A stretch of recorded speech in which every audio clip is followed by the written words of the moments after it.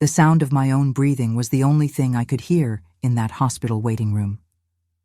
Not because it was quiet. There were plenty of people around me, shuffling papers, whispering into phones, the hum of fluorescent lights overhead. But I couldn't hear any of it. All I could hear was my pulse hammering in my ears as I stared at the group text on my phone. A family reunion. Next weekend. At the cabin. The one my father built with his own hands 40 years ago. And somehow, impossibly, I wasn't invited. I wasn't even mentioned. It was like scrolling through a conversation about strangers, except these strangers shared my blood. My sister's message, "Can't wait to see everyone." My brother's reply, "Been too long." My nieces and nephews chiming in with heart emojis. 23 messages. Not one of them acknowledged that someone was missing. That I was missing. I looked up from my phone and caught my reflection in the window across from me. A woman in her late 50s, hair more silver than brown now, wearing a cardigan I'd owned for a decade. When did I become invisible? But I'm getting ahead of myself. Let me back up. Let me tell you how a family forgets someone for 20 years. The hospital waiting room smelled like antiseptic and stale coffee. I remember that detail so clearly because I'd been sitting there for 3 hours, waiting for my mother's cardiologist to finish her examination. 3 hours of fluorescent light glaring down at me, of uncomfortable plastic chairs that made my back ache, of CNN playing on a mounted television that nobody was watching. I'd taken the day off work, again, to bring her to this appointment. It was her 4th this month. My brother couldn't make it because of a conference in Chicago. My sister had a PTA meeting she couldn't miss. So it fell to me. It always fell to me. And I'd said yes without hesitation, like I always did, because that's what you do for family. Right? I scrolled through the group text again, my thumb moving almost involuntarily. Maybe I'd missed something. Maybe there was a message I'd overlooked that explained why I wasn't included. But no. The thread was crystal clear. They'd been planning this reunion for 3 weeks. 3 weeks of messages about who would bring what food, who was sleeping in which bedroom, what activities they'd plan for the grandchildren. My sister had created a shared Google Doc with a schedule. My brother had booked a photographer to capture the whole family together again. The whole family. I read my mother's message again, the one that made my stomach turn. I'm so blessed to have all my children and grandchildren in one place.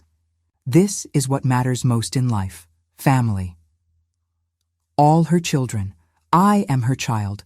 I exist. I pay her bills. I drive her to appointments. I call her every Sunday morning, even when she doesn't pick up.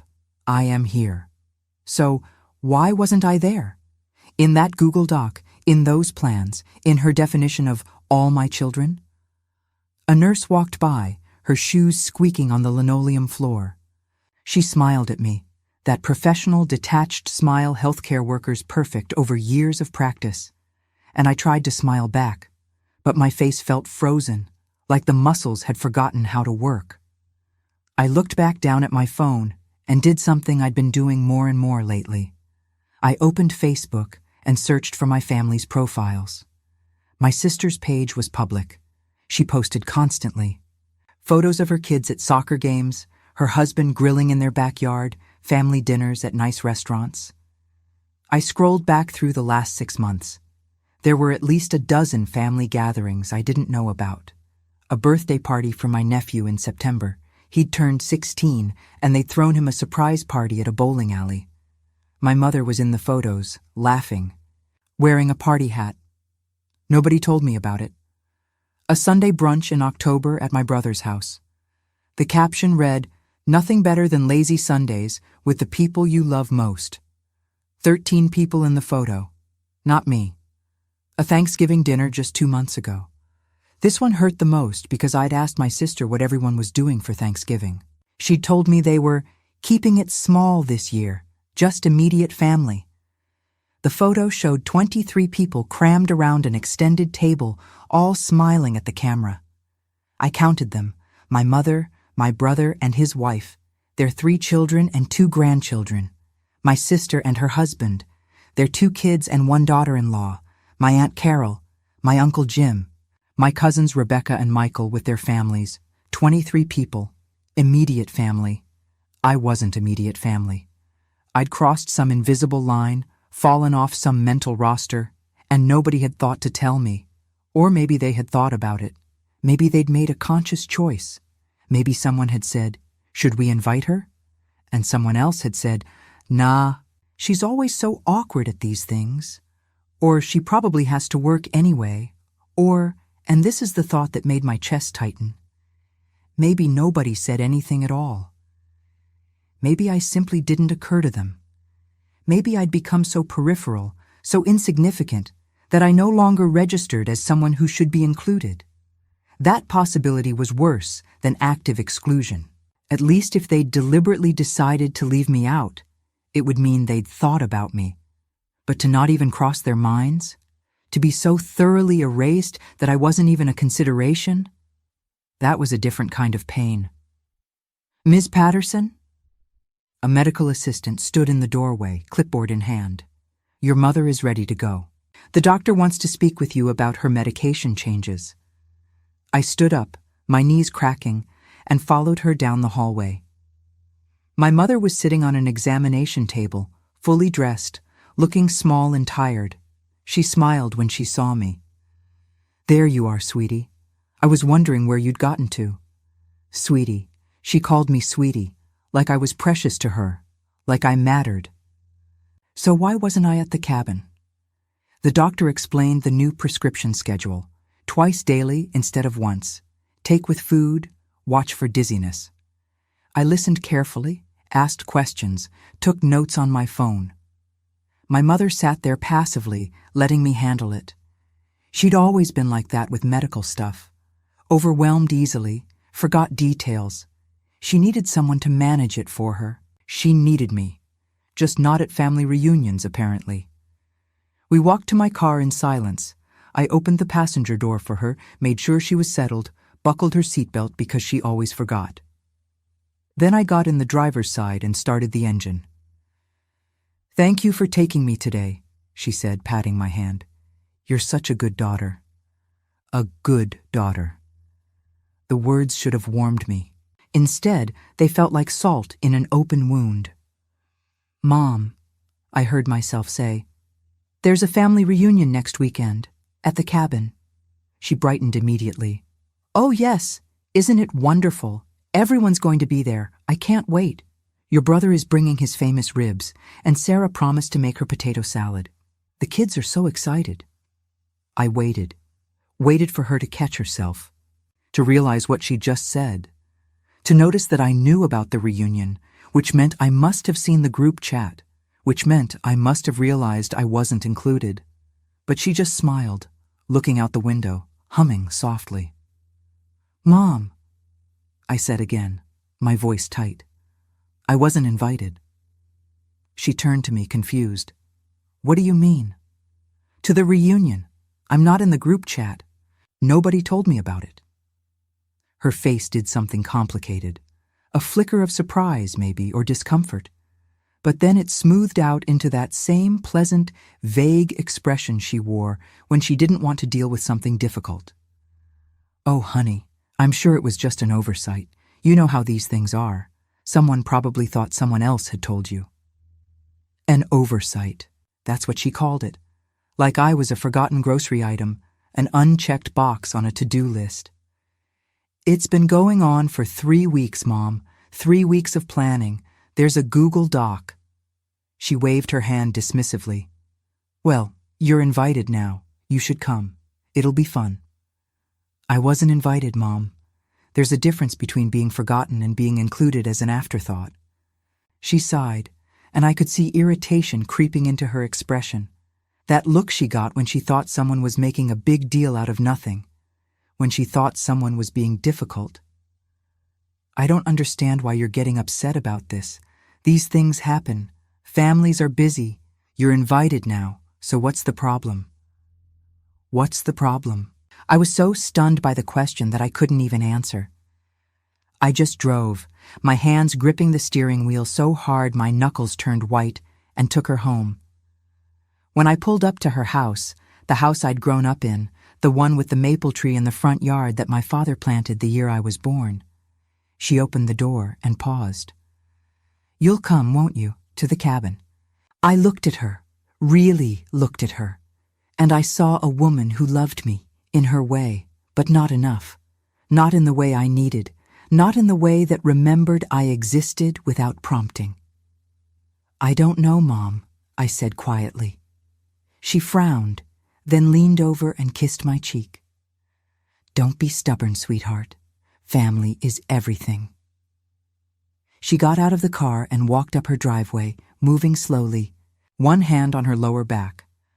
I watched her unlock her door and disappear inside without looking back, and I thought, if family is everything, why do I feel like nothing? 3 months earlier, I was still telling myself everything was fine. You know how you do that?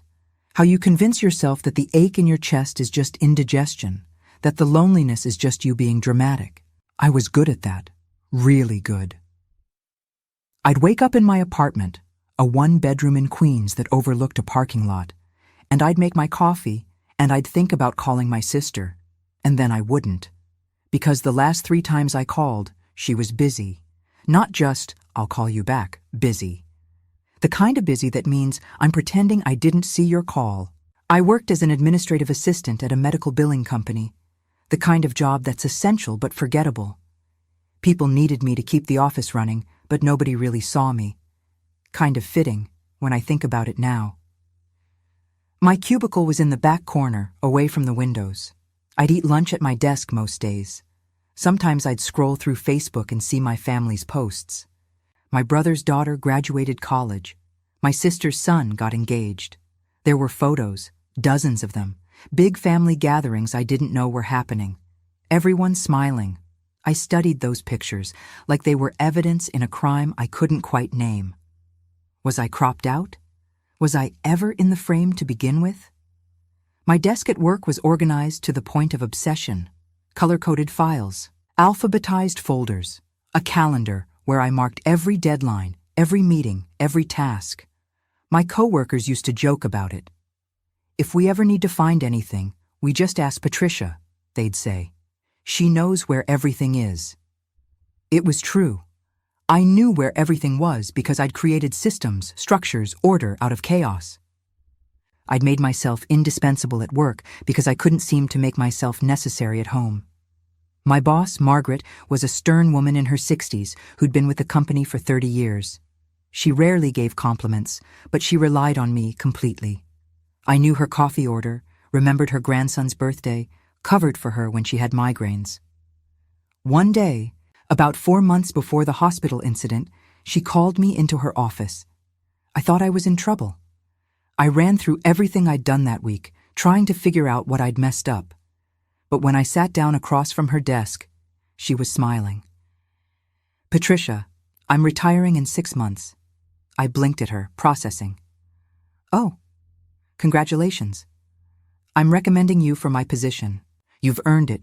You run this office better than I do half the time." My heart should have soared. This was the opportunity I'd been working toward for 15 years. More money, more respect, a title that meant something. But all I could think was, what if my family needs me? "That's incredibly generous," I said slowly. "But the position requires travel, doesn't it?" "Some.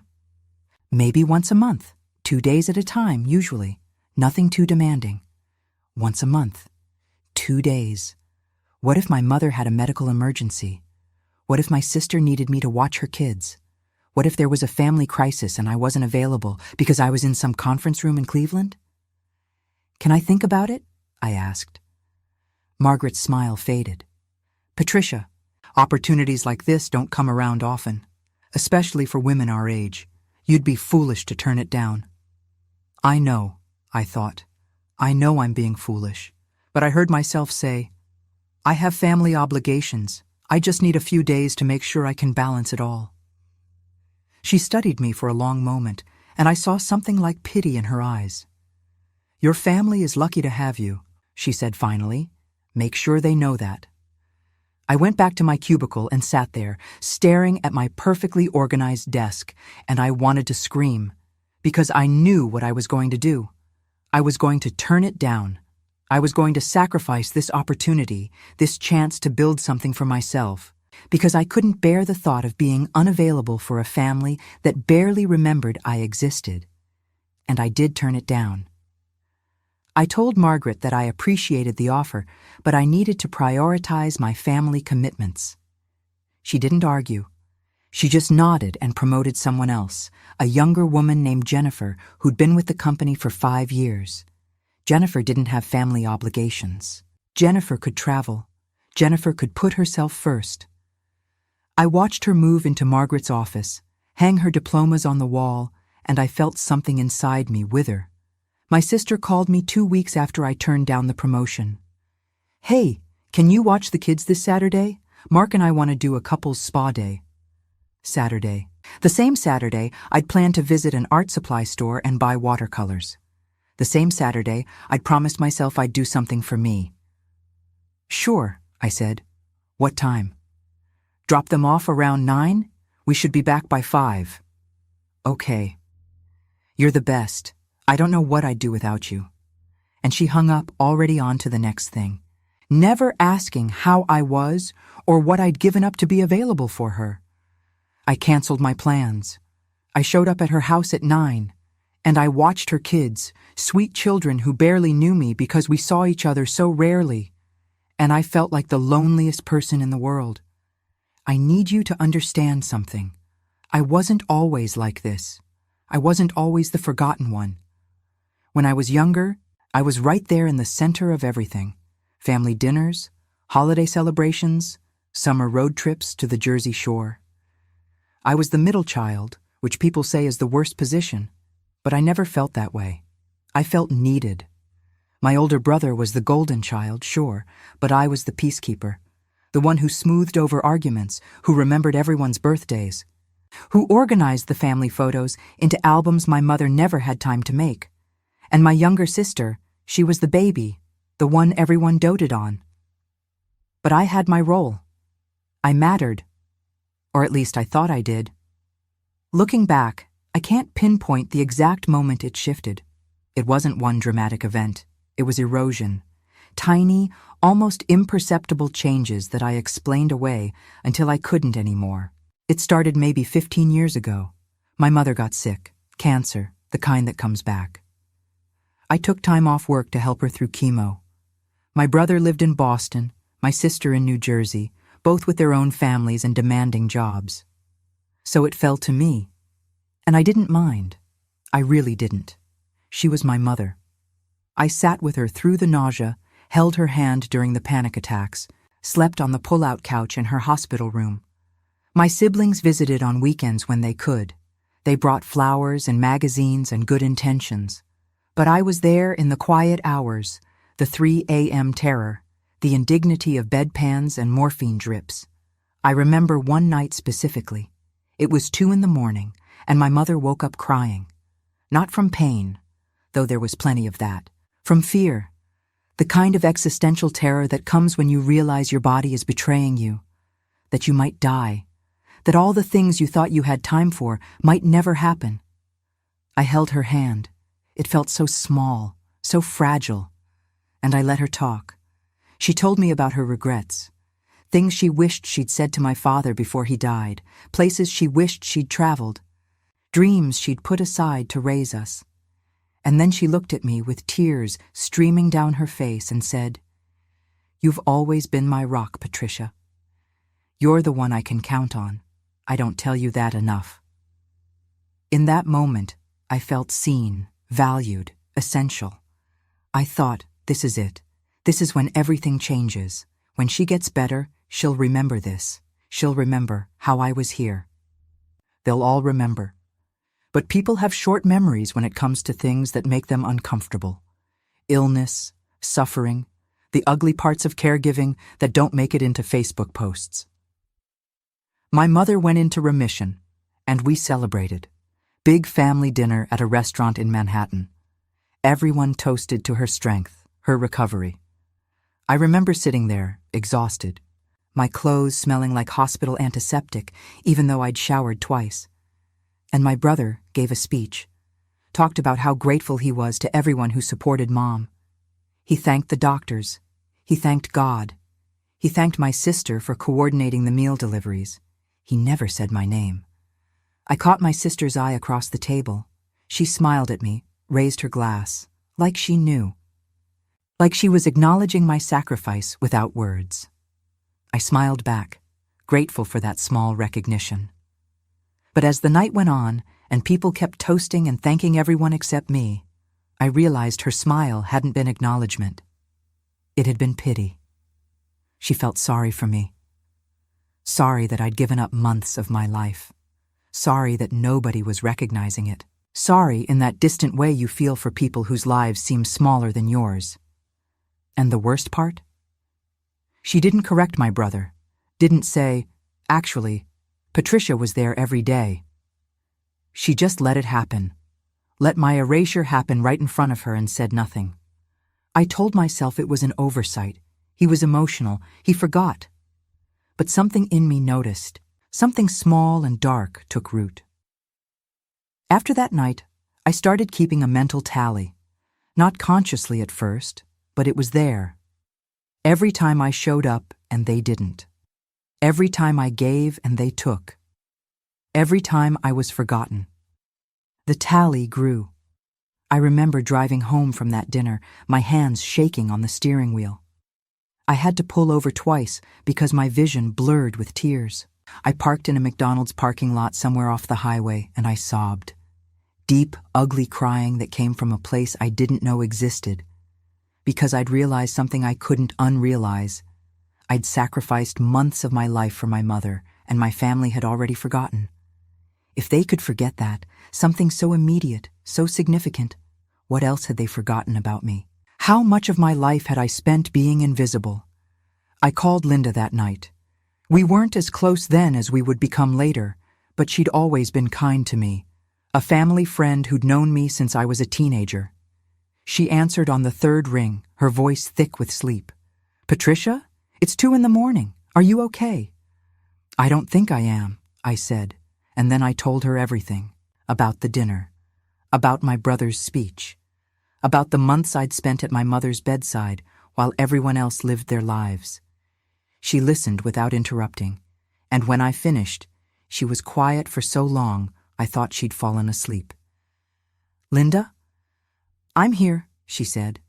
"I'm just trying to figure out how to say this without making you angry." "Say what?" "They've always been like this. Patricia. With you.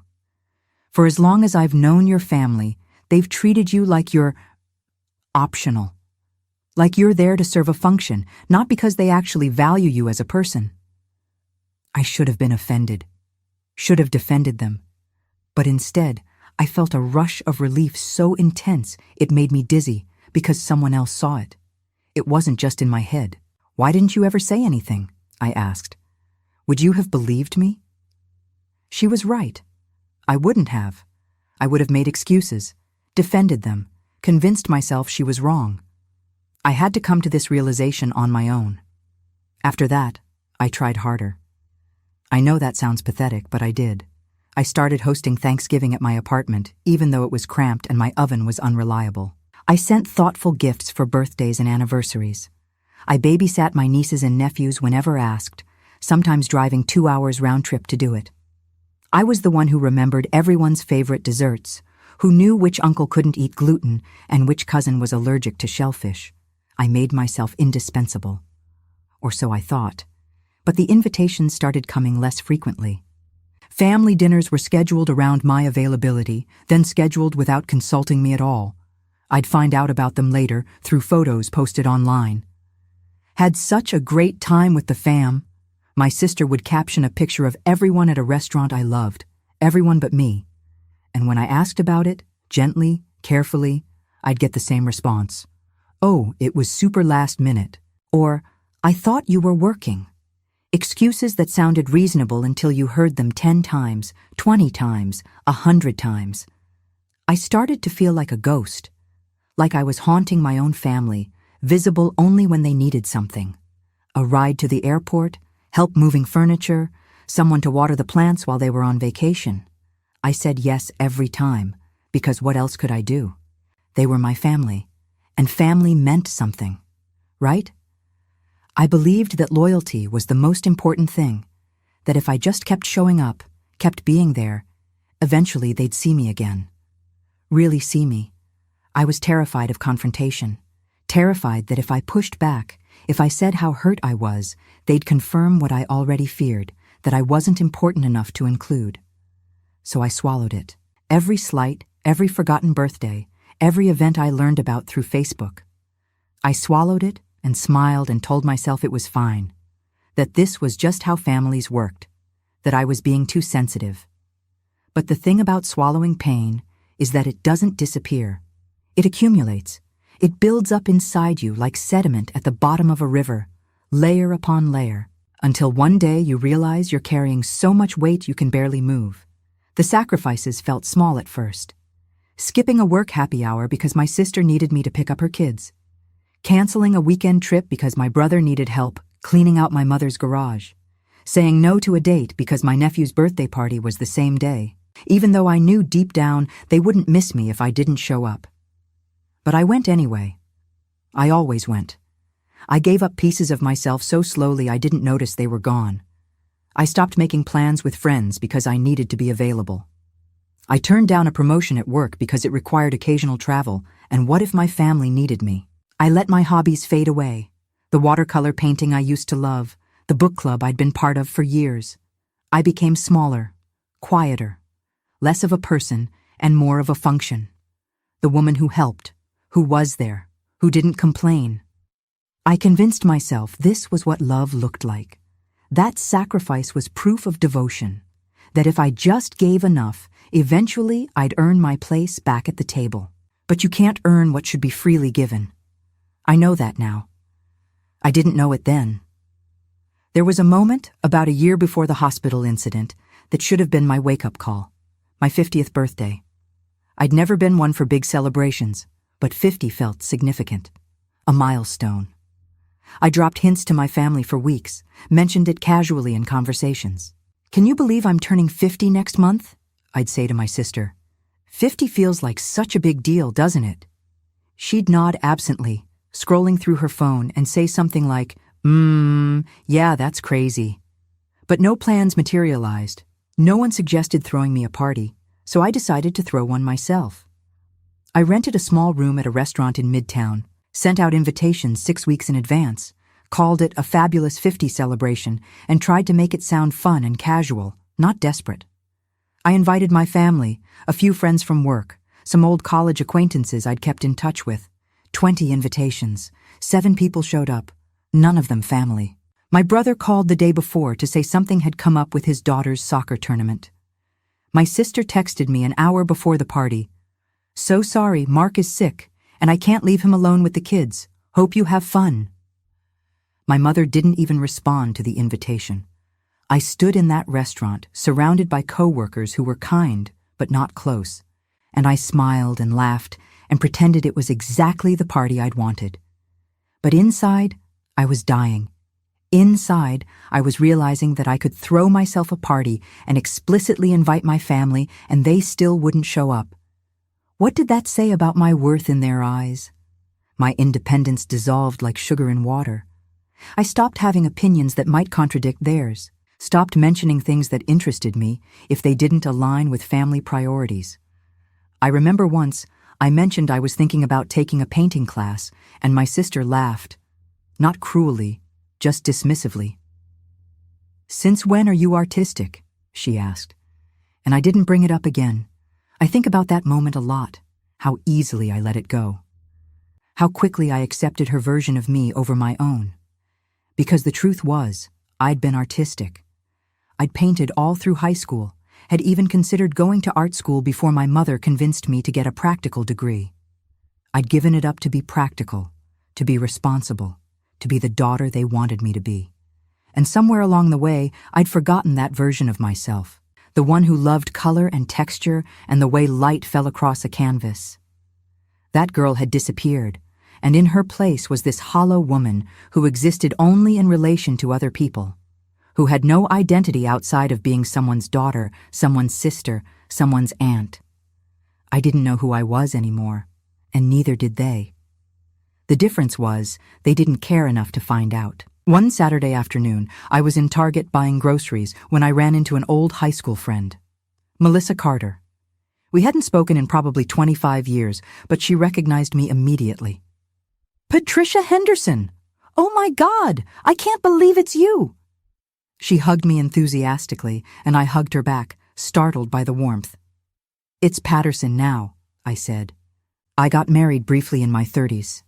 Didn't last, but I kept the name." "Well, you look exactly the same. What have you been up to?" And I realized I had no idea how to answer that question. What had I been up to? Taking care of other people, showing up for a family that didn't show up for me, working a job I didn't love, existing. "Oh, you know," I said vaguely, "the usual. Work, family stuff. What about you?" Her face lit up. She told me about her career as a veterinarian, her wife, their 2 adopted children, the animal rescue they ran together.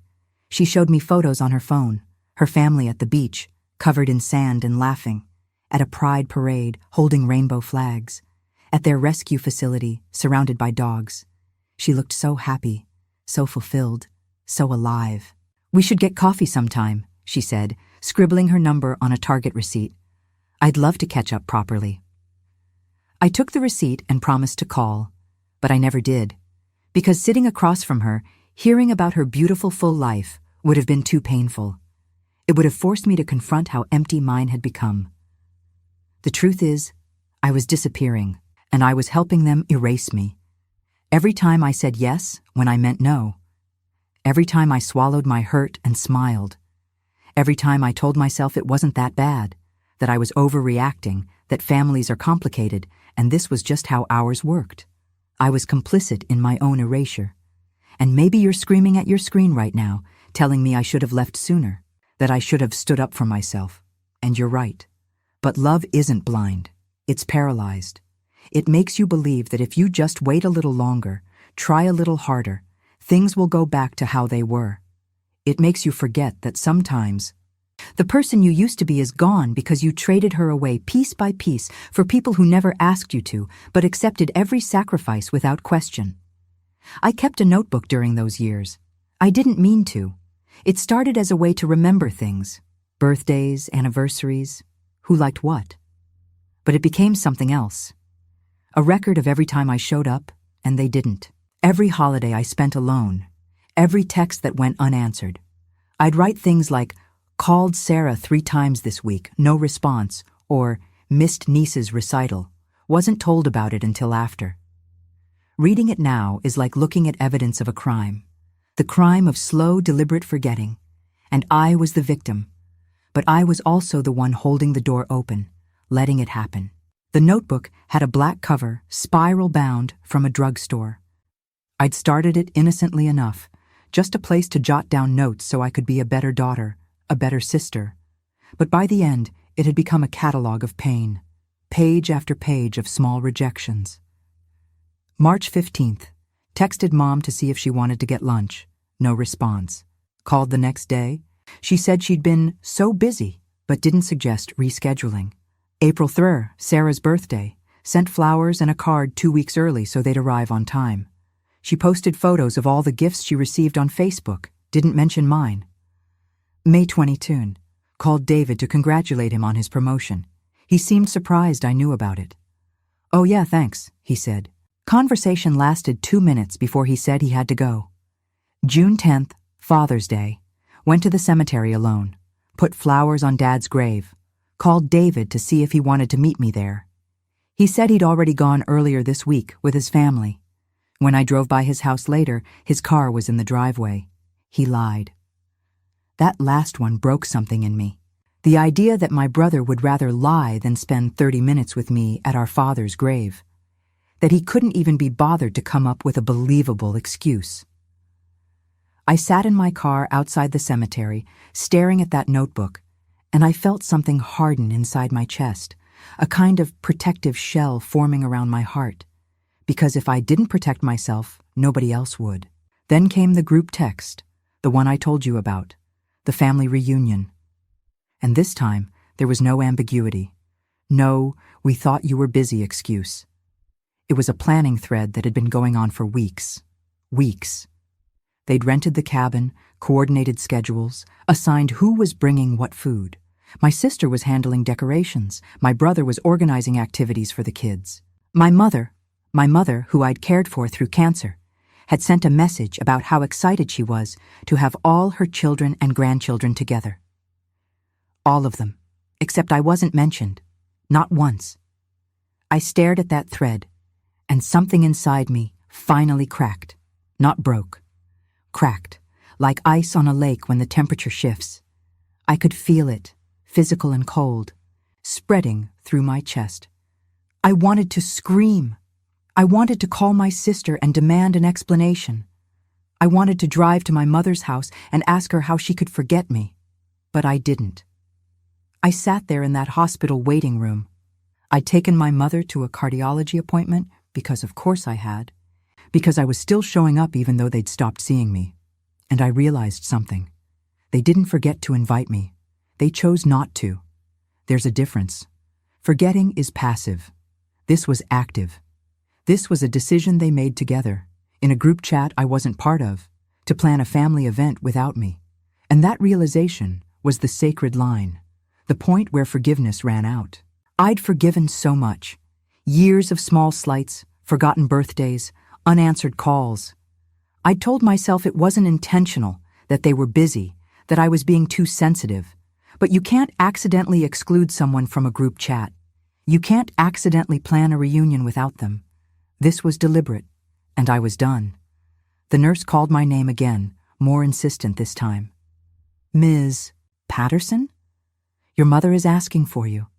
I stood up, legs numb from sitting too long, and walked into the examination room. My mother was perched on the edge of the table, swinging her legs like a child, chatting pleasantly with the doctor about her garden. She looked up when I entered, her face brightening. Oh, good, you're here. Dr. Martinez was just telling me about his tomato plants. I told him about my heirloom variety. You remember, the ones your father planted? I didn't remember. I'd been too young when my father died to remember much about his garden. But I nodded anyway, because that's what I did. I agreed. I went along. I made things easy. Dr. Martinez went over the medication changes, and I listened, taking notes on my phone while my mother continued to chat about inconsequential things. When he left, I helped her off the table, gathered her purse and coat. Ready to go, Mom? Yes, thank you, sweetheart.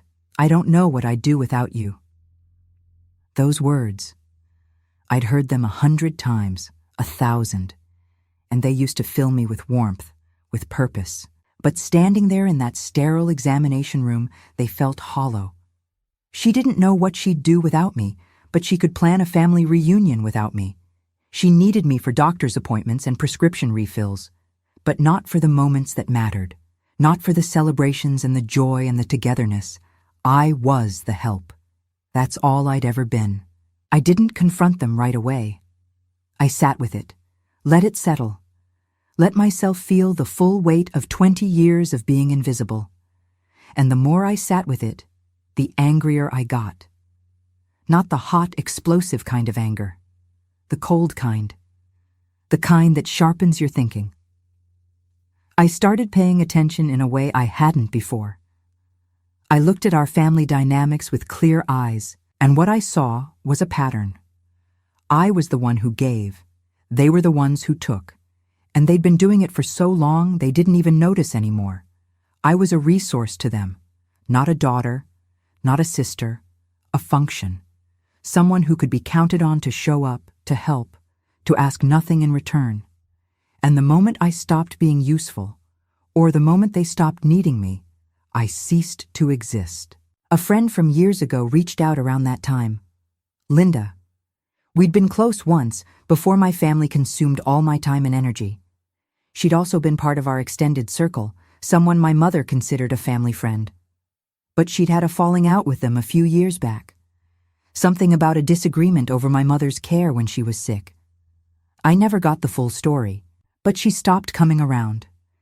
She sent me a message on Facebook. Coffee? We met at a diner in Astoria. She looked good.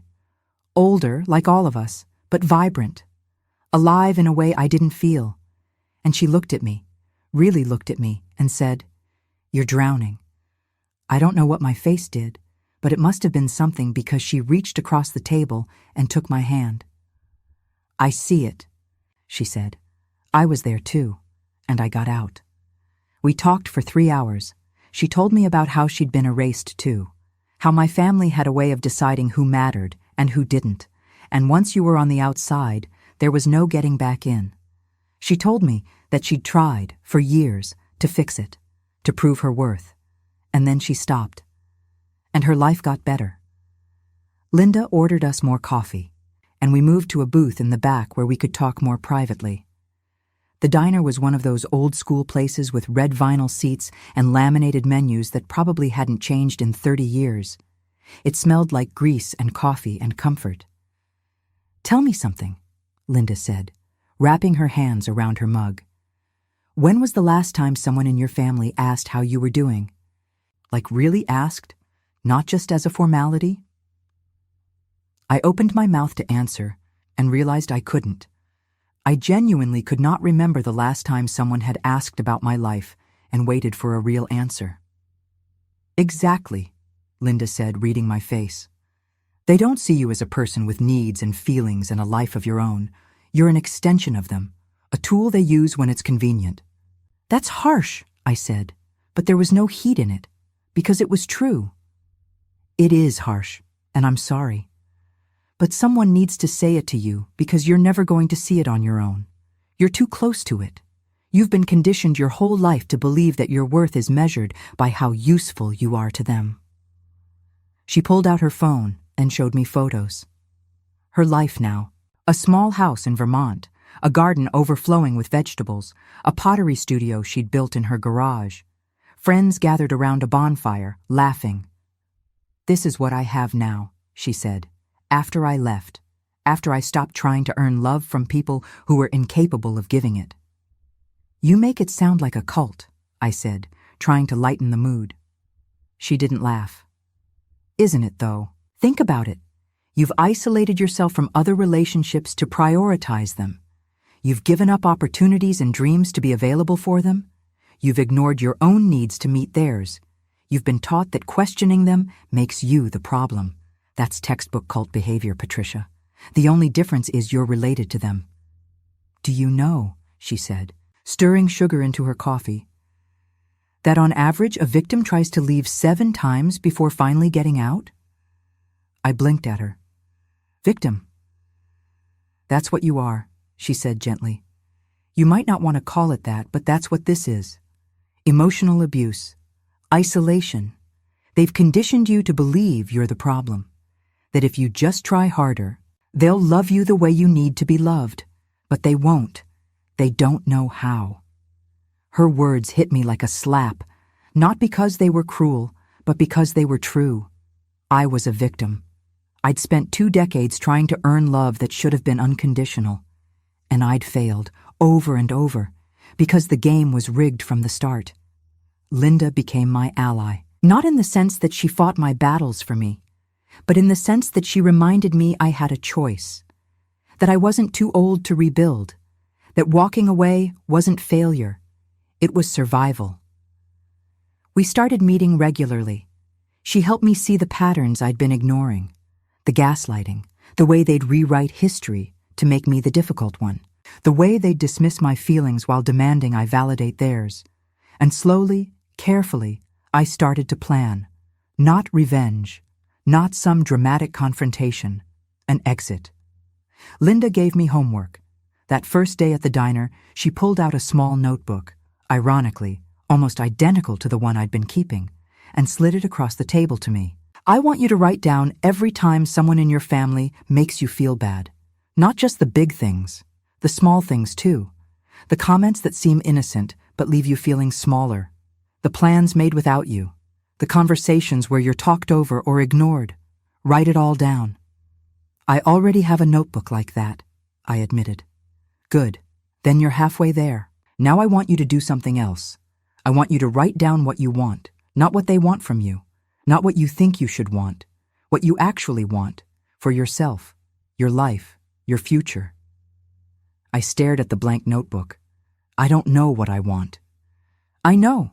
That's the problem. They've trained you so well to ignore your own needs that you don't even know what they are anymore. So start small.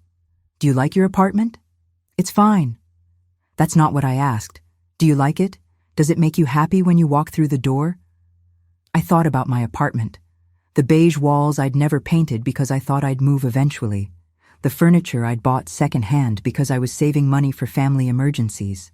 The lack of personal touches because I'd sold or donated most of my belongings to make room for family hand-me-downs they'd asked me to store. No, I said quietly. I don't like it. Okay, write that down. I want an apartment I actually like. Keep going. What else? Over the next few weeks, I filled that notebook. Small wants at first. I want to paint again. I want to travel somewhere I've never been. I want to have dinner with friends without feeling guilty. But then the wants got bigger. I want to feel valued. I want relationships where I'm not the only one making an effort.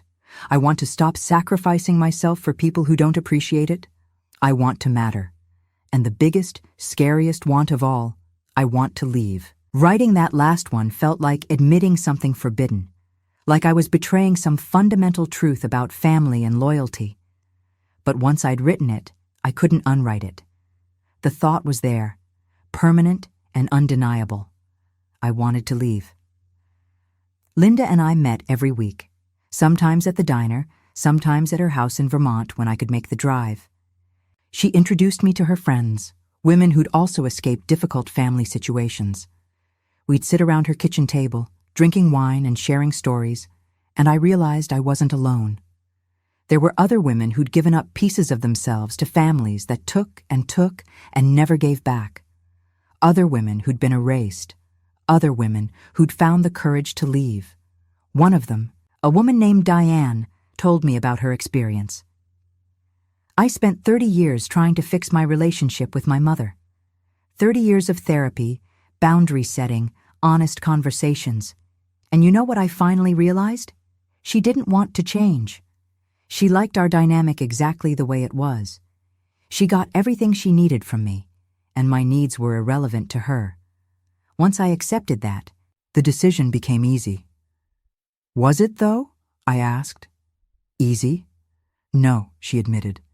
It was the hardest thing I've ever done, but it was also the most necessary.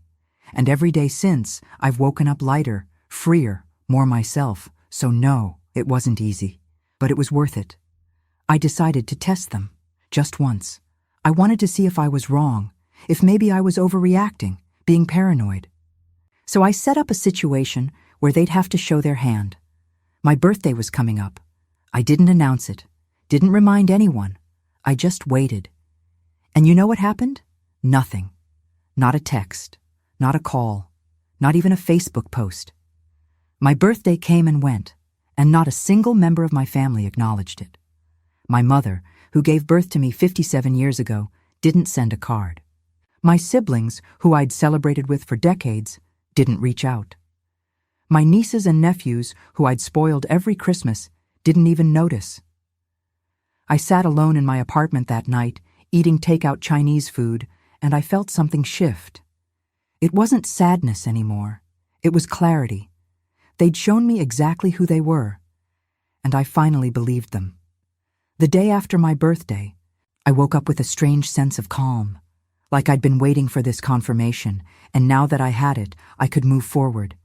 I called Linda. "It's my birthday today," I said. There was a pause. "Oh, honey, did they—" "No, nobody, not one person." "I'm so sorry." "Don't be, I'm not.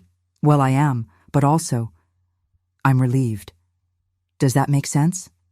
"I'm relieved because now I know for sure. I'm not imagining it. I'm not being too sensitive. They genuinely don't care."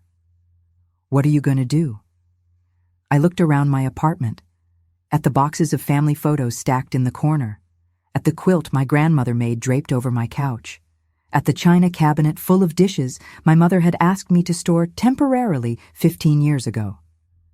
"I'm going to let go," I said. Linda drove down that weekend. She brought boxes, packing tape, a label maker. We spent 2 days going through everything I owned that connected me to my family. She'd hold up an item and ask me, "Does this bring you joy? Does it represent a good memory that's yours, not theirs? Do you want to keep this for you, or are you keeping it out of obligation?" Most of it was obligation. The china I never used, the photo albums of people who'd forgotten me, the gifts they'd given me over the years, always practical, never personal. A set of towels, a coffee maker, a gift card to a restaurant I didn't like. Nothing that showed they knew me. Nothing that said, "I see who you are and I value that person." We sorted it into 3 piles: sell, donate, keep. The keep pile was small: a photo of my father, my grandmother's necklace, a few books that meant something to me personally. Everything else went. Research proves that 87% of abuse by family, friends, or caregivers is never reported. I thought about that statistic a lot in the days after my birthday. How many people were suffering in silence, convincing themselves it wasn't that bad? How many people were giving pieces of themselves away to people who didn't even notice? I was one of them, and I decided I didn't want to be anymore. I didn't need anyone to validate my experience. I didn't need a dramatic confrontation or an apology that would never come. I just needed to leave, to reclaim the parts of myself I'd given away, to stop waiting for them to see me and start seeing myself instead. I spent the next few weeks gathering everything I had that connected me to them. Photos, letters, gifts they'd given me over the years. I pulled it all out and spread it across my living room floor. Decades of my life, reduced to boxes and albums and trinkets, and I felt nothing. No nostalgia, no sentimentality, just a cold, clear recognition that these things represented a version of me that didn't exist anymore. The version that believed family meant something. I started selling it. Not out of spite, exactly. More out of a need to let go. I listed the antique jewelry my mother had given me on eBay. The signed first editions my brother had gifted me went to a used bookstore. The handmade quilts my grandmother made, the ones my sister said I should keep safe for the family, I donated to a shelter. Every item that left my apartment felt like shedding weight, like removing chains I didn't know I was wearing. I kept a few things. A photo of my father, who died when I was 12. A necklace my grandmother gave me before she passed. Small, personal things that were mine, not symbols of a family that had forgotten me. Everything else went, and with each sale, each donation, I felt lighter, freer. It took me 3 months to clear it all out. 3 months of sorting, selling, letting go. And when I was done, my apartment looked different. Emptier, yes, but also cleaner. Simpler. Mine. I looked around one evening and realized I'd created a space that didn't hold ghosts. Just me. The selling process was interesting. I'd photograph items and post them online, and strangers would message me asking about the history. "These quilts are gorgeous. Did your grandmother make them?" "Yes," I'd type back. "She made one for each of her grandchildren. They're very special." And then I'd pack them up and mail them to someone who'd actually appreciate them, who'd use them, who wouldn't stuff them in a closet and forget about them. The antique jewelry went for more than I expected. Apparently the pieces my mother had given me were quite valuable. She'd inherited them from her mother, who'd gotten them from her mother. 4 generations of women, passed down through our family. And I sold them to a dealer in Manhattan who specialized in estate jewelry. He examined each piece carefully, making notes about the craftsmanship, the age, the quality of the stones. "These are remarkable," he said. "Are you sure you want to sell them? They have significant sentimental value, I imagine." "That's exactly why I'm selling them," I said. He gave me a look that said he'd heard that before, that he'd seen plenty of family drama play out in his shop. But he didn't pry. He just made me a fair offer, and I accepted. The books were harder. My brother had given me first editions over the years, always for Christmas, always with a card that said something generic like, "Thought you'd enjoy this." I don't think he ever actually thought about what I'd enjoy. I think he had a system. Find a first edition, any first edition, wrap it up, call it done. But they were valuable, and the used bookstore owner's eyes lit up when I brought them in. "You have excellent taste," he said, examining a first edition of To Kill a Mockingbird. "These are collector's items." "They were gifts," I said, "from someone who didn't know me at all." He looked up from the book, curious. "You don't have to sell these, you know. Even if they weren't given with much thought, they're still valuable. You could keep them." "I could," I agreed, "but I don't want to. I don't want to look at them and remember being an afterthought. I'd rather they go to someone who'll actually appreciate them for what they are, not what they represent." He nodded slowly. "I understand that. I see it more than you'd think. People holding on to things out of obligation, not love. It's a kind of prison." "Exactly." The china cabinet was the last thing to go. My mother had asked me to store it temporarily when she downsized from the family house to a condo. That was 15 years ago. It sat in my apartment, taking up space, filled with dishes I never used because they were too nice for every day. Too nice for every day. What was I saving them for? What special occasion was I waiting for that never came? I called an estate sale company. They sent someone to assess everything. The cabinet, the china, the crystal glasses, the silver serving pieces. "This is a beautiful collection," the assessor said. "Mid-century, excellent condition. Are these family heirlooms?" "They are," I said. "But my family doesn't seem to want them, so I'm selling." "Have you asked them? Before you sell. Some families get upset if items like this leave the family without everyone having a say." I almost laughed. "I've had these stored in my apartment for 15 years. If they wanted them, they would have taken them by now. They don't get a say anymore." The estate sale happened on a Saturday. Strangers walked through my apartment, examining my family's things, making offers. It felt surreal, watching people haggle over items my mother had once insisted were priceless heirlooms that must stay in the family. But if they were so priceless, why had they been gathering dust in my apartment? Why hadn't anyone else offered to store them? By the end of the day, it was all gone. The cabinet, the china, all of it. Sold to people who actually wanted it, and my apartment felt cavernous without it, but also free, like I could finally breathe. Then I sat down and wrote the email. I didn't plan it. I just started typing, and everything I'd been holding in for 20 years poured out. I told them about the group text, about my forgotten birthday, about every holiday, every gathering, every moment they'd erased me. I laid it all out, calmly, factually, without anger or blame, just truth. I attached screenshots, the group chat about the reunion, the Facebook posts from family events I wasn't invited to. I made it impossible for them to deny. And then I wrote this. "I don't know when I stopped mattering to you. Maybe it was gradual, or maybe there was a specific moment I missed. But I know that for the last 20 years, I've been a ghost in this family. I've shown up, I've given, I've sacrificed, and you've taken it all without noticing I was disappearing. I'm not asking for an apology. I'm not asking for anything. I just wanted you to know that I see what happened. And I'm done. I'm done waiting to be seen. I'm done shrinking myself to fit into spaces you won't make for me. I'm done being the person you call when you need something and forget when you don't. This is my goodbye.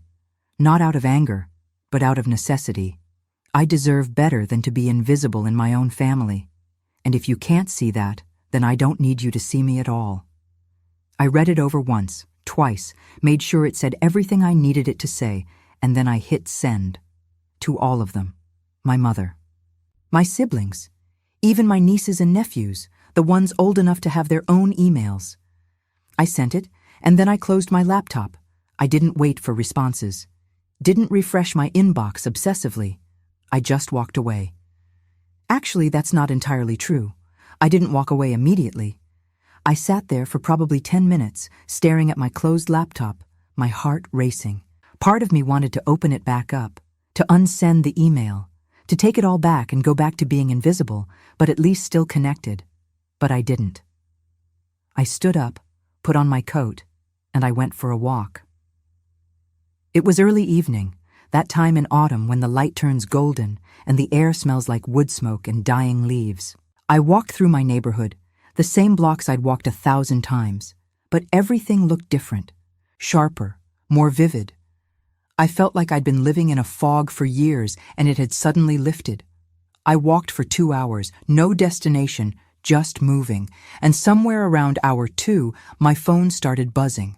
I knew without looking that they were responding, but I didn't check, not then. I just kept walking, and with each step, I felt more certain that I'd done the right thing.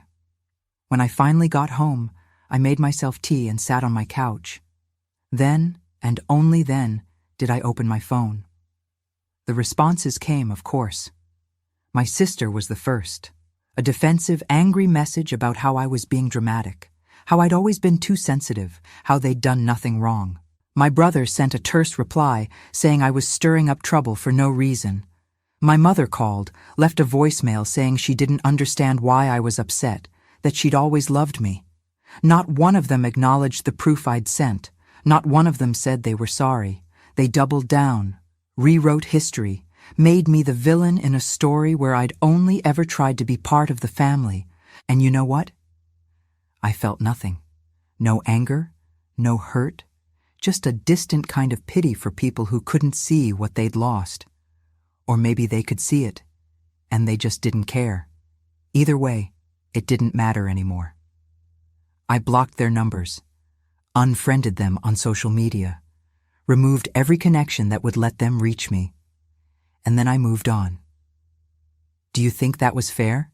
That I just walked away without a big confrontation, without making them face what they'd done? Tell me in the comments, because I still wonder sometimes, should I have pushed harder? Demanded they acknowledge the hurt? Or was it enough to just leave, to reclaim my peace and let them live with their choices? I don't know, but I know I couldn't stay. I know that waiting for them to change, to see me, to love me the way I needed to be loved, would have killed me. Slowly, quietly, but just as certainly. My sister's email was the longest. She went into detail about how I'd always had a victim mentality, and how she'd tried so hard over the years to include me, but I was always making excuses not to come. She listed events I'd allegedly been invited to and declined. A barbecue in 2019, I was never invited. A Christmas party in 2020, also never invited. A birthday dinner for my mother in 2021.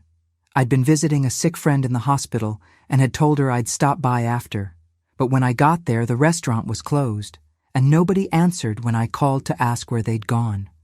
She'd rewritten every single instance to make it my fault, to make me the difficult one, the one who'd chosen to be excluded. And maybe she believed her own version. Maybe she'd told herself these stories so many times that they'd become true in her mind. My brother's email was shorter, but equally revealing. I don't know what you want from us, Patricia. We've always treated you like family. If you felt left out, that's on you. We can't read your mind. If you wanted to be more involved, you should have said something instead of waiting until you had enough ammunition to attack us. This whole thing is manipulative and unfair, and I won't be part of it. If you want to cut us off, that's your choice, but don't blame us for your decision. If I wanted to be more involved, as if 20 years of showing up, helping, sacrificing hadn't been involvement, as if I hadn't said something, multiple times, only to be dismissed and gaslit. The audacity of it would have been funny if it wasn't so painful. But my mother's voicemail, that's what haunted me. Her voice was small, confused, hurt in a way that felt genuine. Patricia, honey, I don't understand. I got your email and I've read it 3 times and I don't understand what I did wrong. I've always loved you. You know that. You're my daughter. I'm sorry if I forgot your birthday. I've been so scattered lately with my health issues. And the reunion. I thought someone had invited you. I really did. Please call me back. Let's talk about this like adults. I don't want to lose you over a misunderstanding. A misunderstanding. 20 years of erasure, and she called it a misunderstanding. But there was something in her voice, a genuine bewilderment, that made me think she really didn't see it. She'd convinced herself that she was a good mother, that she loved all her children equally, and any evidence to the contrary simply didn't compute. It was too threatening to her self-image to acknowledge.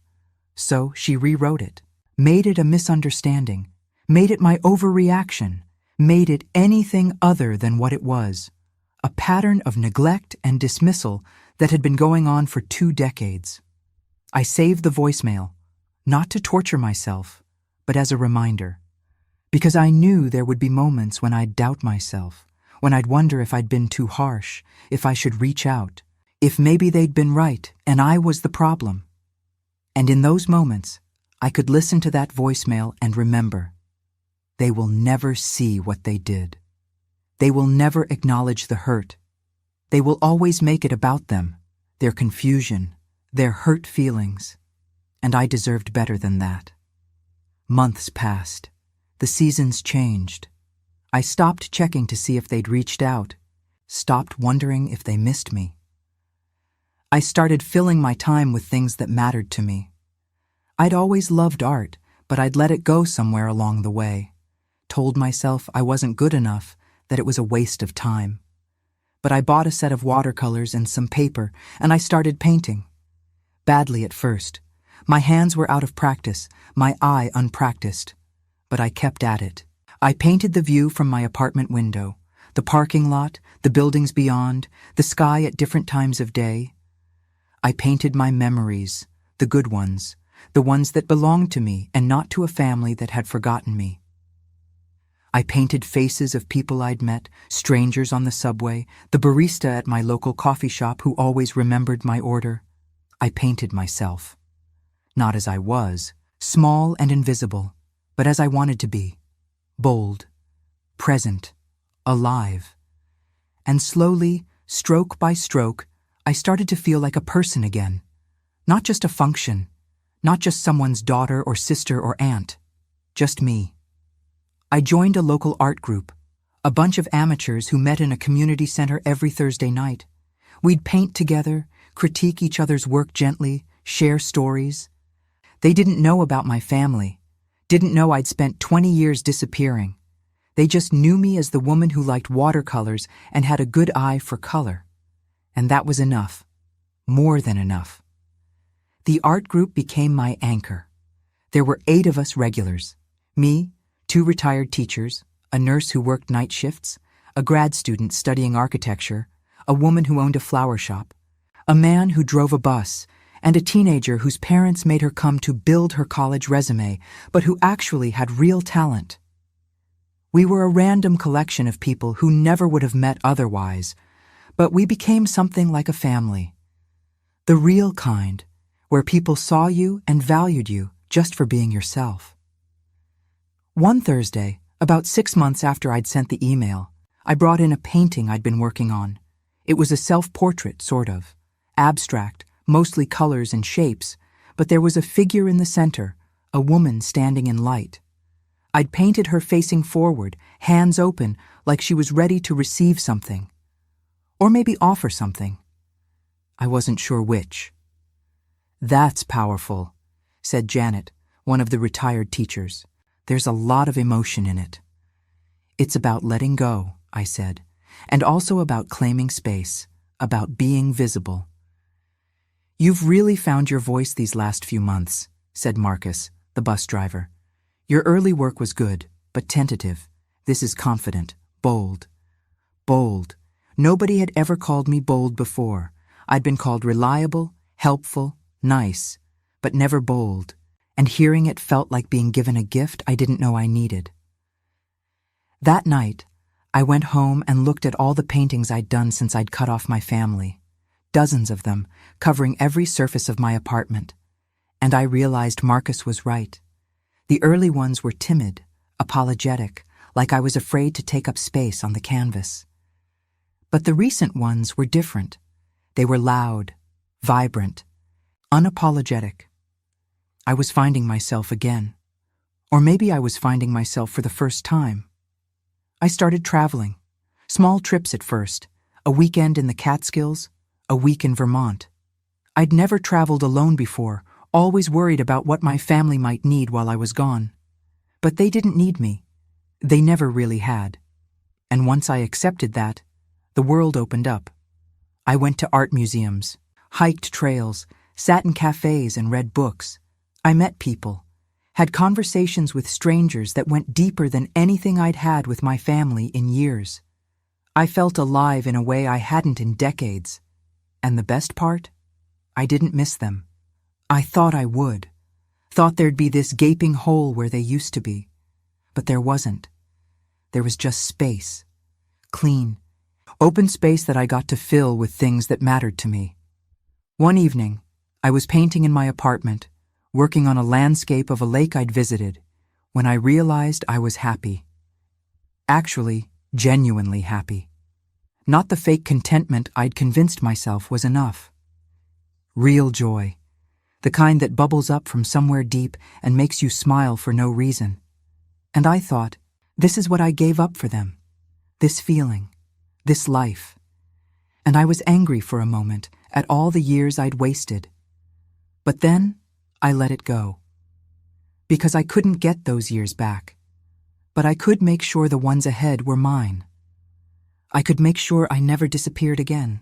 I started saying yes to things I would have said no to before. When Melissa from high school reached out again, she'd sent another message saying she still wanted to get coffee. I said yes. We met at a cafe in Brooklyn, and I told her everything. The whole story. She listened without judgment, and when I finished, she said, "I'm proud of you." That took courage. "It took too long," I said. "Maybe. But you did it. That's what matters." We started meeting regularly. She introduced me to her wife, and the three of us went to museums, tried new restaurants, took a weekend trip to the Berkshires. I was building a new life, piece by piece, with people who actually wanted me in theirs. I also started therapy. I'd resisted it for years, telling myself I didn't need it, that I could handle things on my own. But Linda convinced me to try. "You've spent 20 years in survival mode," she said. "You need help processing that. You need help learning to trust yourself again." My therapist's name was Dr. Chen. She was in her 40s, warm but direct, and she didn't let me get away with minimizing my experience. In our third session, I was telling her about my childhood, trying to find the moment when things shifted. "I keep thinking, if I can just understand when it started, I can make sense of it," I said. "Patricia," she interrupted gently, "you're looking for logic in something that isn't logical. Emotional abuse doesn't follow rules. You can't rationalize it. You can only accept that it happened and decide how to move forward. But they're my family. They're supposed to love me. They probably do love you in their way, but their way of loving is inadequate. It doesn't meet your needs. And you're allowed to walk away from relationships that hurt you, even if those people love you. Especially if those people love you. Because love without respect, without consideration, without reciprocity, isn't really love. It's just obligation." I want to share something with you before I finish my story. Something I learned through all of this that I think might help you if you're in a similar situation, or if you know someone who is. Because here's the thing. What happened to me wasn't unique. It wasn't some rare, unfortunate circumstance. It's a pattern. And once you learn to see it, you start recognizing it everywhere. It's called covert emotional abuse, and it's insidious because it doesn't leave marks. There's no bruising, no yelling, no obvious violence, just a slow, deliberate erasure. And the worst part is that the people doing it often don't even realize they're doing it. They've convinced themselves that you're difficult, too sensitive, not worth the effort. They've rewritten the narrative so many times that they believe their own version. Here's what I learned about the tactics they use. First, there's isolation. It's not always physical.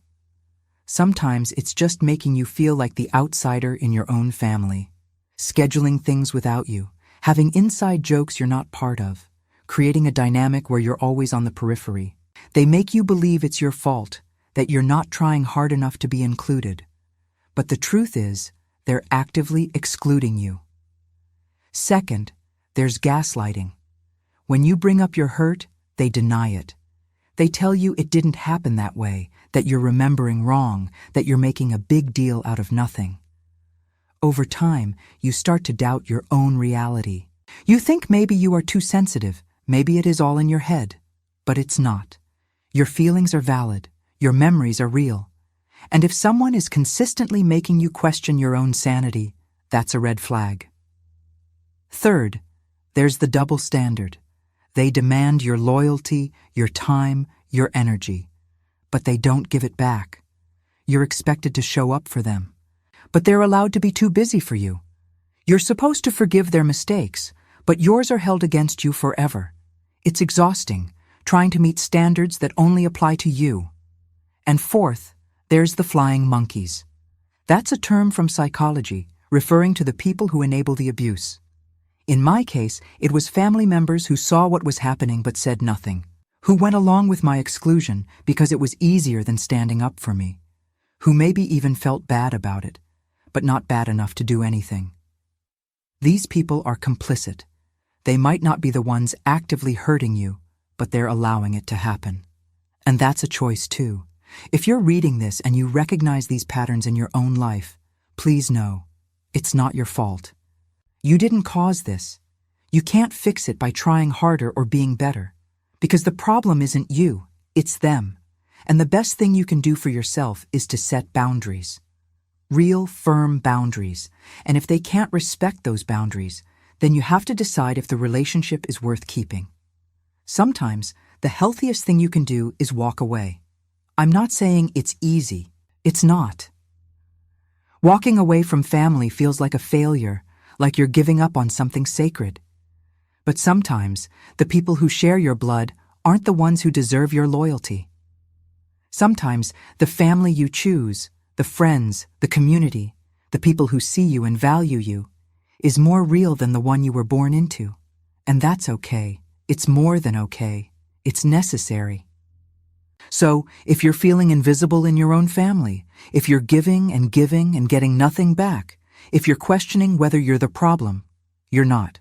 You're not too sensitive. You're not too demanding. You're not difficult. You're human, and you deserve to be seen. Dr. Chen helped me understand something crucial. I'd been operating under the assumption that if I could just explain it right, make them understand how much they'd hurt me, they'd change. But people don't change unless they want to. And my family didn't want to. They were comfortable with the dynamic as it was. They got everything they needed from me, and my pain was an inconvenience they didn't want to deal with. You can't make someone see you if they've decided you're invisible, Dr. Chen said.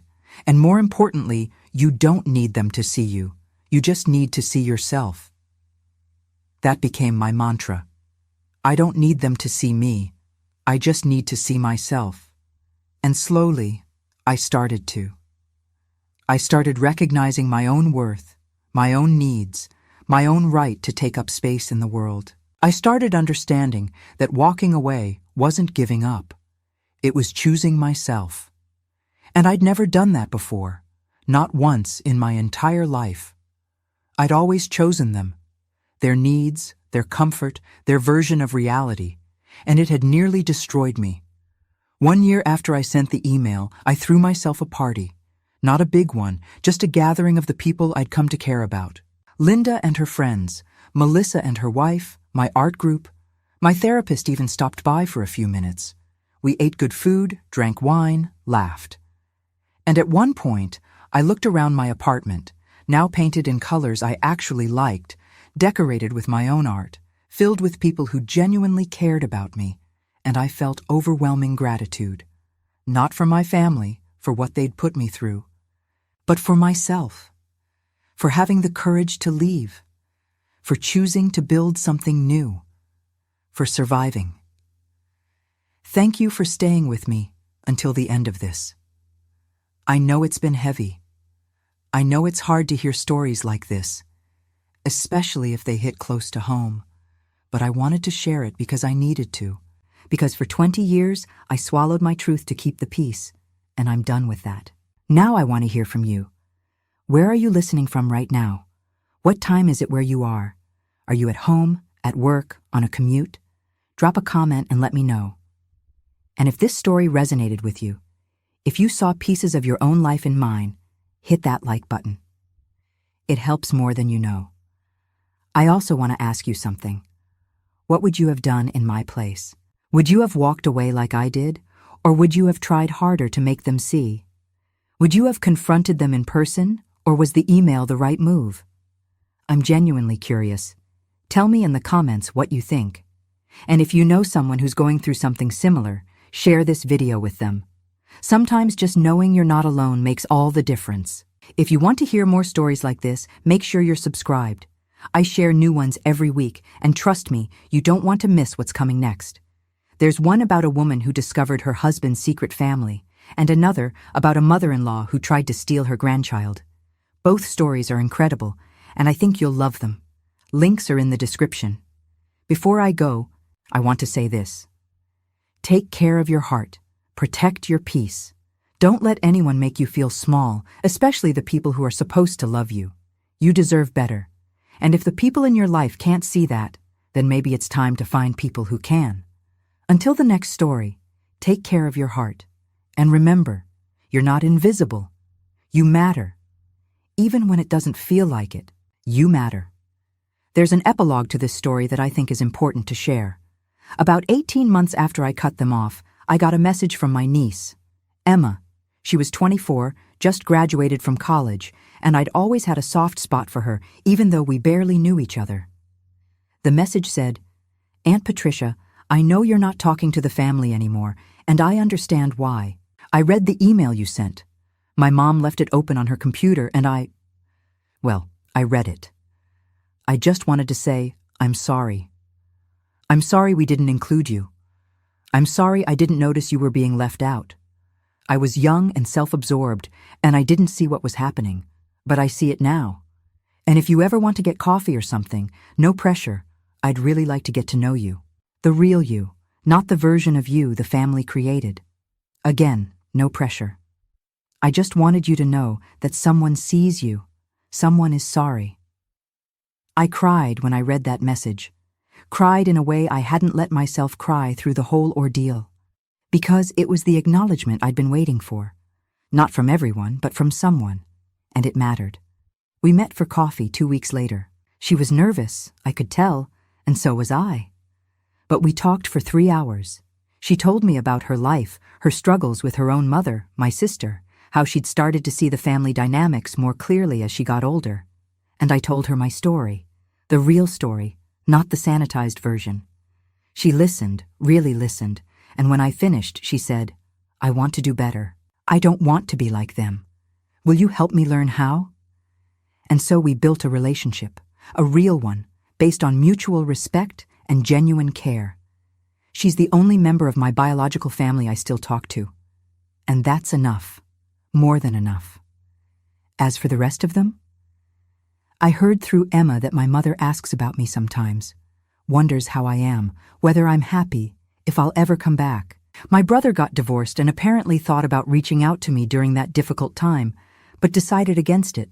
My sister tells people I'm going through something, and they're giving me space. They've rewritten the narrative to make it temporary, to make it my issue that will eventually resolve. They still don't get it, and they probably never will.